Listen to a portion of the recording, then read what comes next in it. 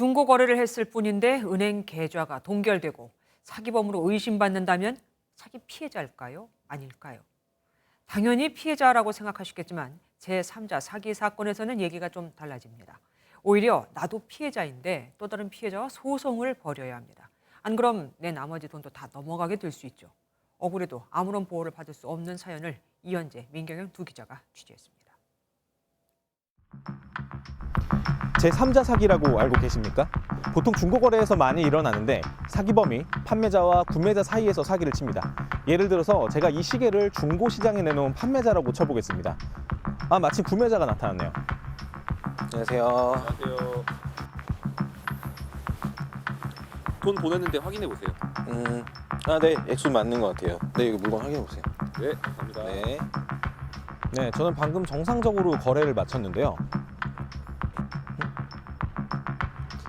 갑자기 제 계좌가 지급 정지됐다는 연락을 받았습니다.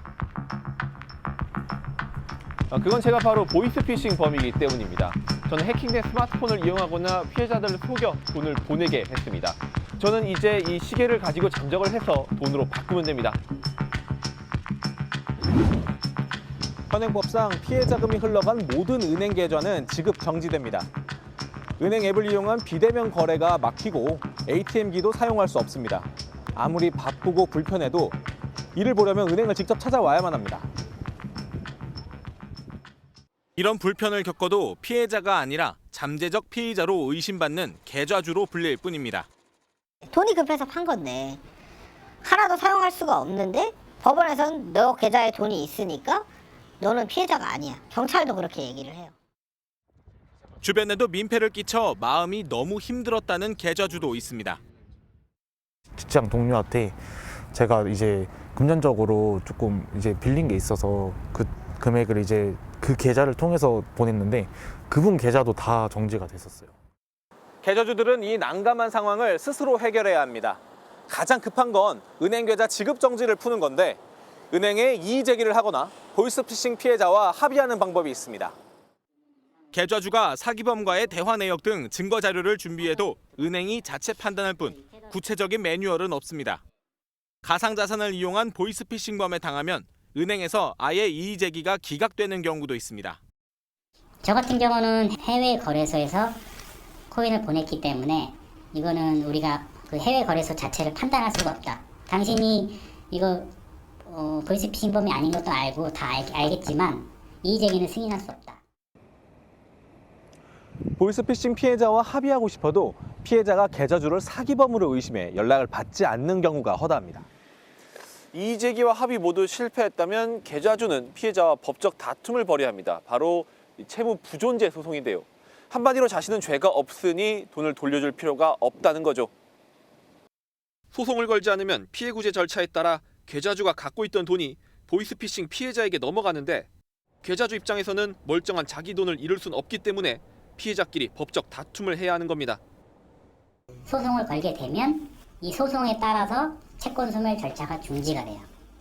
그러면 저는 제 돈을 지킬 수가 있는 거예요. 그러니까 피해자랑 둘이 싸워야 되는 거예요.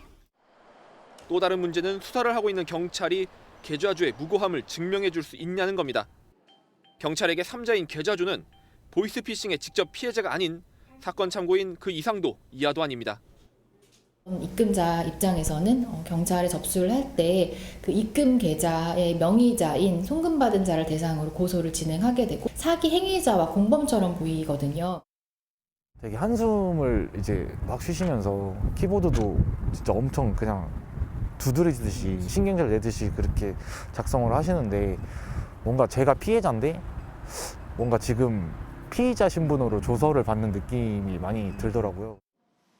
경찰관 한 명이 보통 100건 넘게 수사를 하고 있기 때문에 공식 피해자가 아닌 이들에게 관심을 쏟기는 현실적으로 어렵습니다. 무엇보다 이런 제3자 사기가 얼마나 일어나고 있는지 관련 통계조차 없습니다.